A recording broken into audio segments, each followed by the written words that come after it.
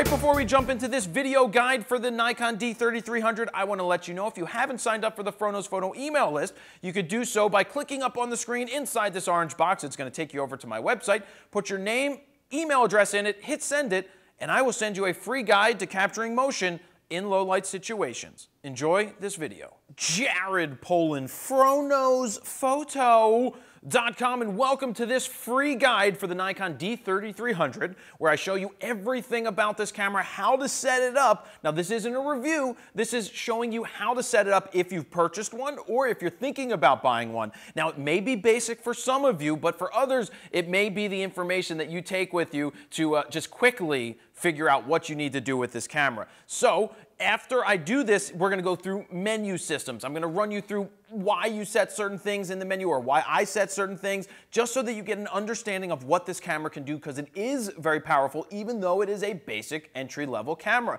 So first things first, when you get this body, the lens will not be attached to it. So I want to show you how to attach the lens. You have a white dot right here on the lens, and you have a white dot right here on the side of the camera. In order to get them to seed together, you line up the white dots gently, then you turn it towards yourself, if you're sitting the way I am, until you hear a click.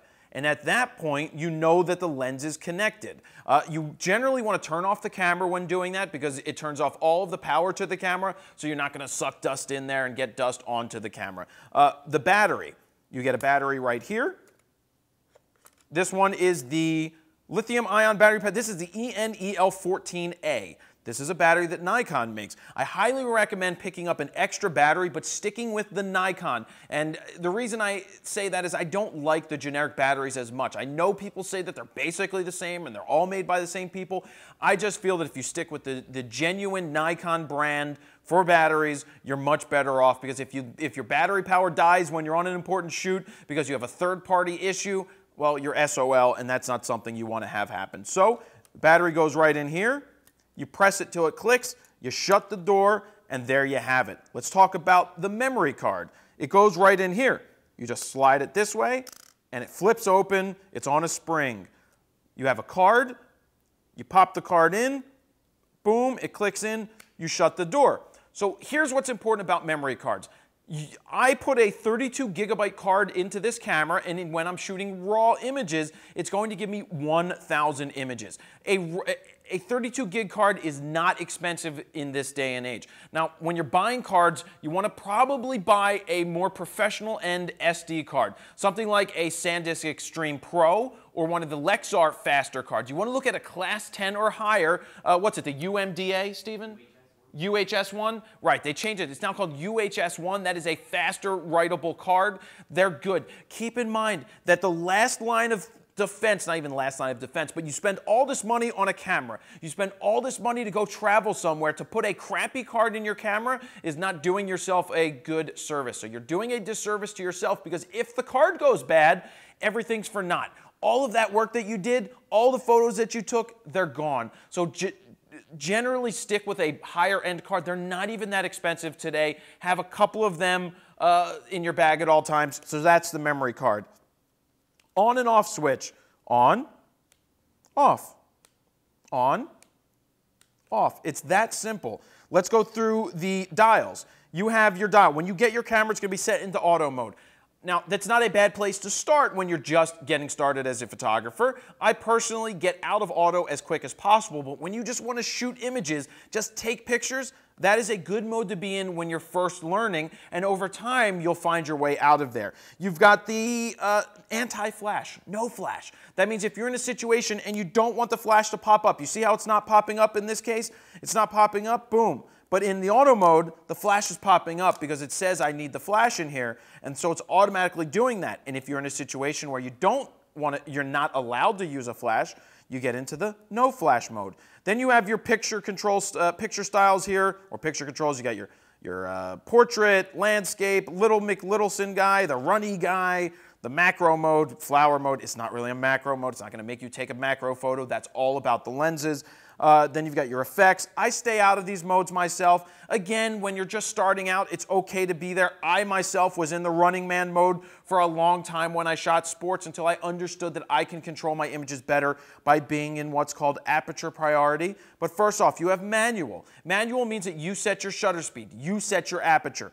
Aperture priority means you set your aperture and the camera's going to automatically set the shutter speed. Shutter priority means that you set the shutter speed and the camera's going to do the rest of the work to set the aperture. And program mode, aka professional mode, which it's not really professional mode, it's basically auto without being in auto. Then you have the guide mode, not something that I use. I don't like using the auto modes, but again, when you're first starting out, it's okay to use auto settings so you get an understanding of how the camera works. Let's look at the side of the lens real quick. You have your lock and unlock with this 18-55 if that's the lens that you came with, or the one that you got. You would press it, turn it, so now that you can zoom your image, and then you can put it back into locking mode right here. Auto means it's going to auto focus when you press the button halfway down. Manual means that you now are going to manually control right here. I'm manually controlling the function. But back into auto, this locks in, engages the mechanisms, and that's what you're going to use for that mode. You have VR, vibration reduction, on and off. This lens has VR built into it. So what that means is that it's going to counteract your motion. VR is basically a stabilization thing that happens inside your lens. So it helps you stabilize or counterbalance any movement that you have. Now, some of the misnomers there are that it's going to help you get sharper images of moving subjects. That's not going to happen. VR comes in handy when you're shooting at slower shutter speeds where you need to freeze an inanimate object. So keep in mind, it's going to help you handhold at slow shutter speeds. It's not going to help you freeze people. So there we have that. We've gone through the top of the camera. Now let's go through right here. You've got a record button. That's how you're going to record video. A plus-minus button, which is going to come in handy when you're in manual modes, because that's how you're going to change your aperture. And you have the info button, which turns on the info screen on the back of the button. Up here, this isn't a microphone. This, I'm pretty sure, yep, this is the speaker that plays back. The microphone is actually right here above the D3300. That's where the audio gets recorded for your videos. This up top, this is a hot shoe for putting in a flash if you want to go ahead and get an external flash.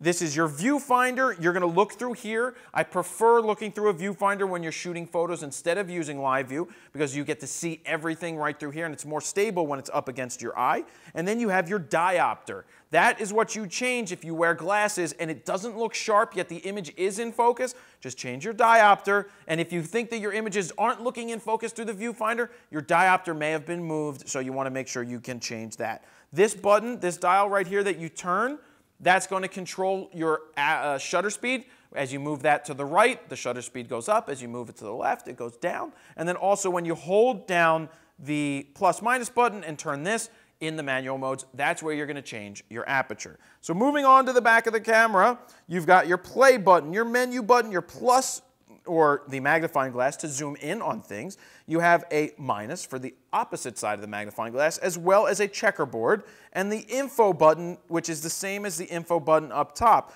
But you see this question mark right here? When you're in a menu and you press the question mark, it basically has a built-in user's manual inside this camera. So when you hit the question mark when you're on something, it's going to define it for you so that you understand it better. On the side of the camera, you have your flash button, you have a function button which you can set yourself, and on the side, you have a remote area.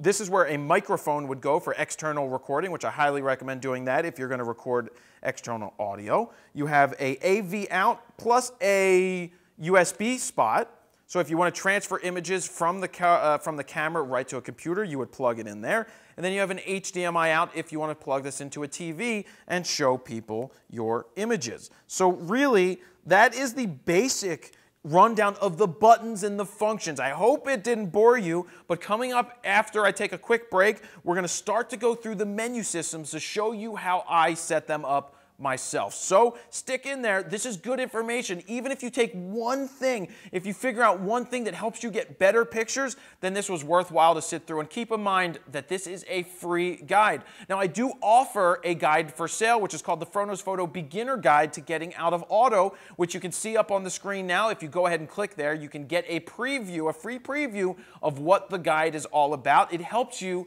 get out of auto. It explains to you what aperture, shutter speed, ISO, what they all mean. So if you want to pick that up, that is a way that I can keep making these free videos, and it's going to save you time, a ton of time, learning how to use your camera to get the best results no matter what camera you have. In this case, this camera, it's going to help you do that. So check that thing out up on the screen. Go ahead and click it, and I'll be right back after a quick breather. Okay, so we're back, and what we're going to do now is run through the menu system. I have an HDMI cable going out here, which is something that you could do to a TV to see the menus or to play things back.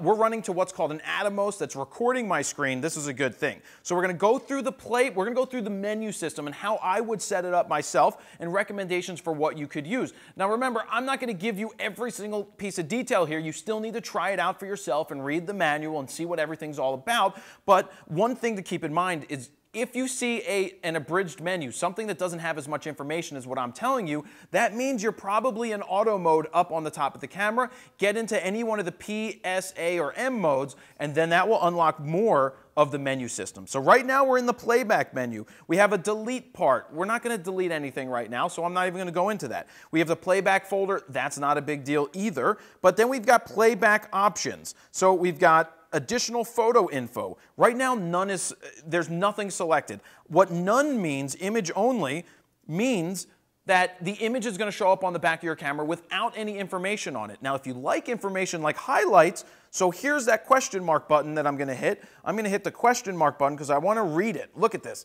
It explains everything to me. Highlights, areas at risk from overexposed, blink on and off. So that explains it to you. That's what's so good about having a manual right in the camera. RGB histogram, I don't turn on. Shooting data, I absolutely do turn on. And overview, what's overview mean again? It means, see, this is what's good about the menu. Images are shown with shooting data and histogram, something I don't need. So I hit back on the left button of the up, up, down, round, left, right, BA, select, start thing, and it says changes have not been saved. Save changes? Yes. So I save changes. Transition effects. Right now they're off. I can get into the playback menu, right? So I go into I'm going to turn on transitions because this is where the camera is going to be set. So when I go ahead into that, that's there. Do you see the transitions moving? So you can see that. I don't like that transition. I think that slows down everything. So I personally, and plus, who are you showing? Why does it need to transist? I don't like that. So I turn that off and I leave that off. Image review, I leave this off. This means after you take a picture, the image doesn't pop up on the screen. Now, if you want it to pop up on the screen, then you would put it on on. The reason I don't do that is I don't want to have to shoot and chimp every time, meaning shoot a picture. Chimping means that you look at it right away. You're going to miss images by doing that. Trust in the pictures you're capturing. So shoot the pictures, then hit the play button back here on the back of the camera, and that way you can go ahead and preview or see the images that you took. Rotate tall, I leave this off. What that means is when I get back into this mode, this is a horizontal image, but when I get to a vertical image, it doesn't rotate on the screen. So that it fills up the entire 3.2-inch screen. All I have to do is turn the camera vertically, and then I can review the screen like that. Slideshow, don't bother with that. Ratings, I don't rate, and that I don't do at all. So now we're into the shooting menu.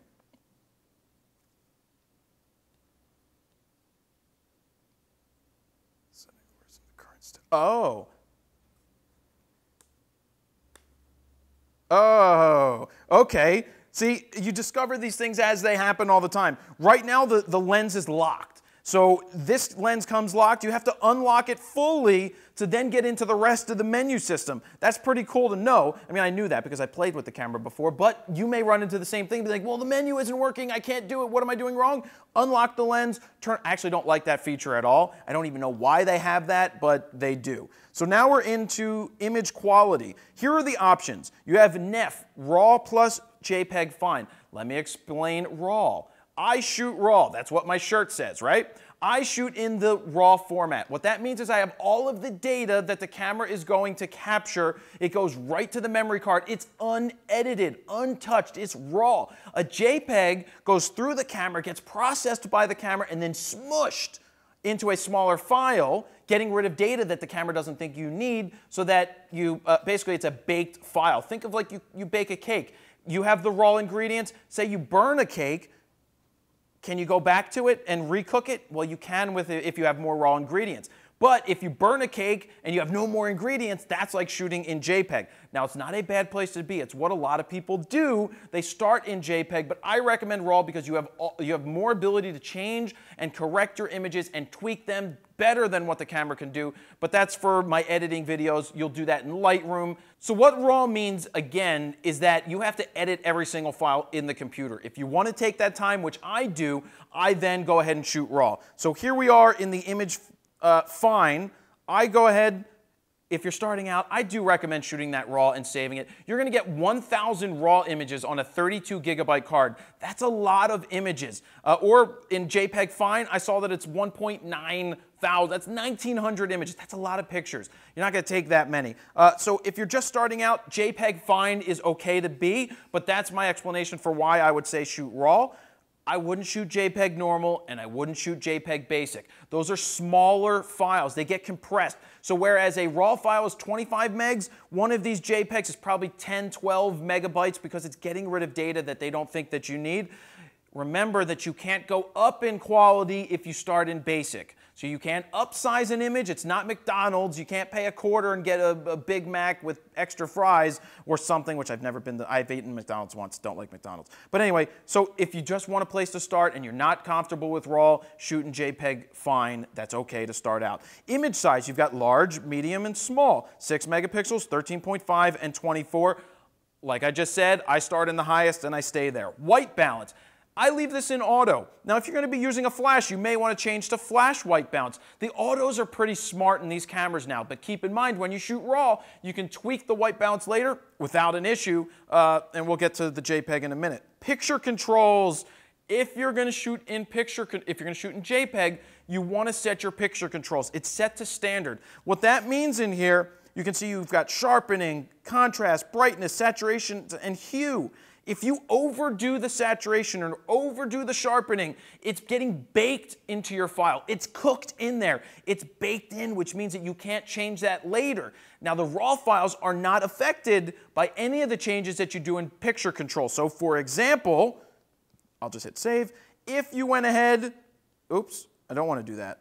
If you go ahead and you shoot in monochrome, that means the pictures that you take are going to come out black and white.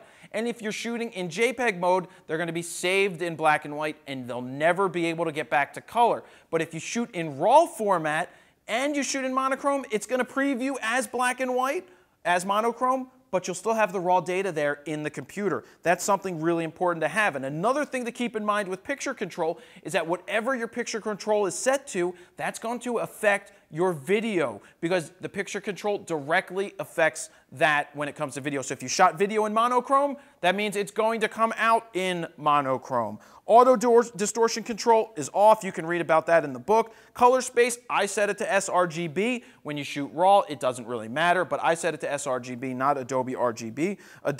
Active delighting, I leave off. Noise reduction, I also leave that off. ISO sensitivity, so what that means, you can leave it on auto. I don't recommend that. In bright situations, you use a lower ISO. In dark situations, you use a higher ISO. But keep in mind, the higher the ISO, the more noise you're going to see in your images, the more grain. That's what I explained in the Front Nose Photo Beginner Guide to Getting Out of Auto. You can check that out. That's going to be the fast way to understand everything that I'm talking about there. I leave auto ISO off. AF area modes, you've got your single area AF, dynamic area AF, 3D tracking 11 points, and auto area AF. I leave off the auto. I don't want to use auto area AF because what that means is if I'm holding out my hand and I want to focus on my face, it's probably going to focus on the closest thing to the camera, which is the hand, but that's not where I wanted it to focus. You're smarter. Tell the camera where it should be. I stay in dynamic. What dynamic means is if you're shooting a dog that's running and you're, say, on the center focusing point and the dog shifts to the right focusing point, it's going to automatically shift for you without you having to do anything so that it's going to continue to focus. If you did it in single point AF, as soon as something leaves that focus point, you're SOL, and it's not going to follow it for the most part, and you may not get that focused image. Live view, we're going to skip past that. Built-in AF area assist light. I have it on off. You can see this right here. This is an AF light. That's a lamp that goes on when you're trying to, it only goes on in low light situations when it has trouble focusing. I turn that off because I don't want people seeing that I'm actually shooting their picture most of the time, or that I don't want that light to distract them. Metering modes. You've got matrix, you've got center weight, and you have spot. Generally, I am in matrix metering all the time. What that means is it's taking an average of the brightest area and the darkest area and averaging it out to give you the meter reading inside the camera. Center, you can read the rest about it by opening up the book. Flash control, movie settings, frame size. So here's what you have. You have 1920 by 1080 at 60 frames a second. That is faster than what my $6,000 camera could. No, my $6,000 camera now can do that, but the Nikon D4 couldn't. That was a $6,000 camera. What this means is that you can shoot at 1080 full resolution at 60 frames per second. That's going to be good if you want to slow things down and get slow motion later in the computer, but you'll only get 10 minutes of recording time, whereas in the 1080 at 30 frames, you'll get 20 minutes. At 24 frames, you'll get 20 minutes. And I'm not even sure, I don't go into the 720 modes at 60 frames myself. I stay out of that. 24 is more cinematic. 60 and 30 are more like what you watch on when you see a camcorder recording, so it doesn't look as cinematic. So those are those modes. Movie quality, might as well shoot in high movie quality. There's no reason to shoot in anything less. Remember, you can dumb it down, but you can't dumb it up. Microphone, a lot of the times you can see it bouncing on the back of the screen right now. Obviously it's peaking because it's peaking. Manual sensitivity, that is what I like to do. You can turn the microphone off, but I don't see why you would want to do that. I have other videos that explain how to set this, so check those out. They probably can, we can actually pop that up on the screen. You'll see that, and yeah. Wind noise reduction, I leave that off. Manual movie settings, I leave on because I want to manually control my settings. Yes, there's a lot of information to go through these menus, but like I said, it's good to get a rundown and hear somebody talk about it. These are general recommendations. I'm not telling you what I believe in is the gospel and the only way to be. These are general recommendations. I want you to try them out and find out what works best for you. Now, getting into the setup menu. Hi, dog. The dog's walking around if you see the dog. We've got format memory card. When I put a new card into the camera or after I'm done taking pictures and save them to the computer, I reformat before each shoot.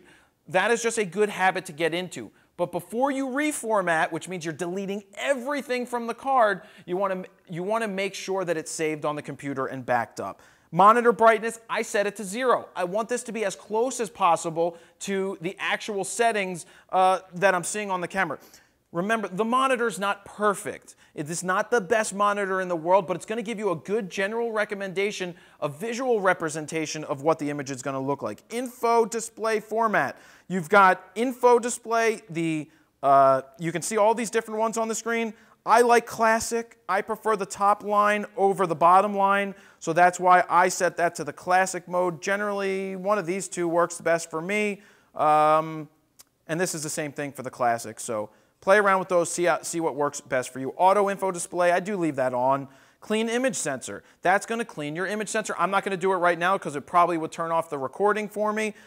So I have it, right now it's on. Every time you turn off the camera, it's going to automatically clean it. So that's a good thing. Locking mirror up for cleaning. Yes, you can lock the mirror up to clean your sensor, but that's something you have to do with a full-on battery. You want to be very careful inside of the camera. If you put something on the sensor that doesn't belong there, you may totally ruin your camera and have to send it back to Nikon. So really take it into somebody first and foremost to do that. Skip past that, skip past that. Time zone, always important to set your camera's time zone, because you want to have that information in the file. It's not going to go on the image. It's going to be in your metadata. So right now we have the time set. It says 1:07, which I believe it's after that at this point. So my time is probably wrong. Yes, you have different formatting. You get the point. I don't need to explain that terribly too much. You can change the different languages to whatever it is that you want to speak. Auto image rotation, this is something that I put on. What that means is if I shoot a picture in vertical, when I import it into the computer knows that it's supposed to be vertical, and I don't have to go in and change it later. Image comment is something cool. I attach an image comment. I can say fro. You know, you go through here and I type in F-R-O, and then what do I do to get out of here? That's a good question. I hit the plus button, and then it's saved. That means in every picture, it says fro. So I would say copyright, Fro knows photo. That means it gets embedded in all the metadata from each file. That's a good thing to do. That's a good way to protect yourself. Auto off timers, set to normal, self timer, beep. Yes, the beep. You hear this? That means when you're in single focus mode, you get that beep when it's in focus. I like hearing the beep. That's a good thing. Rangefinder's off. File number sequence is on. That means every time you take a picture, it's going to start at 1 the first time. And then when I take the card out and put another one in, say I took 100 pictures, it's going to start at 101. Buttons. I leave this the way that they are. Oh, that's where you can assign a function button. You can have it change the ISO. That's a good thing. So you can read that and play along with that. Slot empty, I put on lock. That means if I have no card in the camera, I can't take a picture. Why would you want to take a picture without a card in the camera? It's not going to go anywhere. So I leave this on lock so I can't accidentally take pictures. Print date off. Storage folder doesn't really matter. Accessory terminal. Video mode NTSC or PAL. HDMI, wireless mobile adapter, I don't need that on because I don't have one. And then you have your firmware. We're almost there, guys. We're almost out of this menu. Retouch menu, I don't bother to edit images in the camera. And then you have your recent settings. That shows you all of the settings that you've recently done if you want to get back there quicker. So that is a rundown of the menu system. It's a long part, but it's good stuff. So we're going to come back with something else right after I take another water break. Okay, now it's time to show you the back of the camera, what you're going to see when you're really going to take pictures. What you have here, we're in manual mode, and you can see that I can switch from manual to aperture priority to shutter priority and program mode. So let's get back in the manual mode. See what's going to happen when I turn this dial? We see that? That is changing my shutter speed. But there's only one dial on this camera on the back. How do I change my aperture? Well, like I said before, you get this plus minus button. You hold that down. Now I'm just changing the aperture. So that's how you're going to change your aperture. That was one thing that most people don't realize how to do because nobody ever explains it to them. It doesn't make sense until you actually do it. So we've got that. Also, when you go into aperture priority mode, now the back button dial is going to change your aperture. The front, you don't have to worry about. And you see what's happening? As I point the camera in a different, darker area, the shutter speed gets slower. As I point it up towards the light, it gets brighter. We see what's going on there? So you can see how that jumps around, and that shows you that when you set your aperture, it's going to automatically set your shutter speed. That's not a bad place to be when you're learning. That was the place I got to after I figured out that I needed to get out of the running man mode. So same thing happens with shutter priority. You turn the dial, it changes the shutter, and it also telling me right now subject is too dark. So the camera is going to give you some recommendations. You can listen to it sometimes or you can ignore it, but it makes sense. It's blinking because there's not enough light, and I'm not going to explain how you need to change that to get all of the light. So let's get back into manual. I want to show you some other things back here. You hit this info button right here on the back of the camera. Now, all those things that were in your menus, you now pretty much have dedicated buttons. You can change into RAW. Ooh, and it gives you all the information. It tells you how big of a file it's going to be. RAW is about 30 megabytes. I'd say it's roughly 25. Fine, 15 megabytes. Oh, and it's showing you how many pictures you're going to get. Do you really need to get 7,500 pictures in BASIC? I don't think so. So stick with either the RAW, the Fine, or the RAW plus Fine. So you've got that. Auto white balance, you can change your white balance from here. You can change your ISO from here as well, just by doing that and hitting this. And look, it's giving you other recommendations on the screen so that you can see what it says. You've got 100, 200, 400, 800, 1600, 32, 64, 12,800. As you get into the 6400 and 12,800 and H1 you're going to see a lot of noise and grain. There's nothing wrong with your camera. It just means that it's very noisy because it's just that's what happens as you go up in ISO. You introduce. That's a good one. You introduce noise and grain. So 100 to 200, I want you to think of something. It's one stop. Every time you double this, it's a stop of light. Keep that in mind for the future. H1 is a place that you're never going to want to be unless you're in almost pitch black. And this is a good time to talk to you about the lenses. Quality lenses, as I say, glass, is one of the most important things when it comes to taking pictures. When you have better glass on your camera, I don't care what camera you have, whether it's a D3300 or the top of the line, when you get better lenses, they don't even have to be expensive, they give you a better chance to get better images. A good recommendation for you guys with the D3300 is a Nikon 35mm 1.8. It's right around $200. It's a 1.8 lens. That means it's going to let in a lot more light. That's a good idea. So take a look at that. Now let's get back into the info mode. Now, AFC. This is where we get into focus modes. There's 4 modes it tells you. You have auto servo AF, that means AFA. That means it's going to automatically select what focus, whether you should be in single or continuous. So single focus mode is when you press the shutter button halfway down and you hear that beep. If you do not release your finger, then it's going to lock the focus right where it was. But if your subject moves, then you're going to have to redo your focus because they're going to be out of focus at that point. AFC is continuous. That's for when you're shooting continuous subjects. That means if your fingers press halfway down on the button, it's going to continuously focus the subject. And then manual is for when you want to get into manual. You're going to want to switch on the side of the camera the manual setting to do that as well. So back here, you have your dynamic area AF, and also you can hit the question mark to read different things about those right here. Dynamic, 3D, and auto area AF. And maybe I'll get some examples when Stephen and I mess around with live view to show you how that all works. Don't mess with this, don't mess with this, exposure compensation, flash, I don't mess with any of that stuff. And really, that's, oh, I wanted to show you this inside the playback menu. Do you remember when we set that up and we said nothing on the screen? Well, there's no information on the screen right now so that you don't see anything. But when I hit up, that's when I see other information that's there. So I've got all of the information to see, oh, what my sharpness is, what my contrast was. These were all shot in RAW, by the way. Then you could see all of your settings. So if you want to try to replicate what was my picture set, what did I set my aperture and my shutter speed to in this one? Well, I go back and I go, okay, I can replicate that here. It tells you all the lens information, and then back to the highlights. Actually, nothing's blown out. You would see the blinkies. That means my exposure was right. All right, my exposure was right, so there's no more blinkies. And then really, how you cycle through, you go left and right is going to change your images. And that's really what you have here. So I want to try something. Hopefully it doesn't reset the menu. There's this button right here that I hit. Okay, good. It didn't reset the menu. So this is your release mode. This means in S. That means single. That means you press the button. If you hold your finger down, it's only going to take one picture. In this mode, it's in continuous. So if you're in continuous mode, if you press the shutter down, it's going to keep taking pictures as long as it's in focus in a rapid succession. Basically, they call it spraying and praying. It's a motor drive. Don't do that for every single picture, trust me. Quiet mode, sort of give you a quiet shutter. I'm sure it's not terribly too quiet. Ooh, self-timer mode. Right now it's set to 10 seconds. That's a good one to be in. You have your delayed remote, and then you have your quick release remote, and that pretty much runs through the back of the camera. Oh, I want to show you. You've got your, right here on the left-hand part of the screen, you can see the focus points moving. That is what I'm controlling.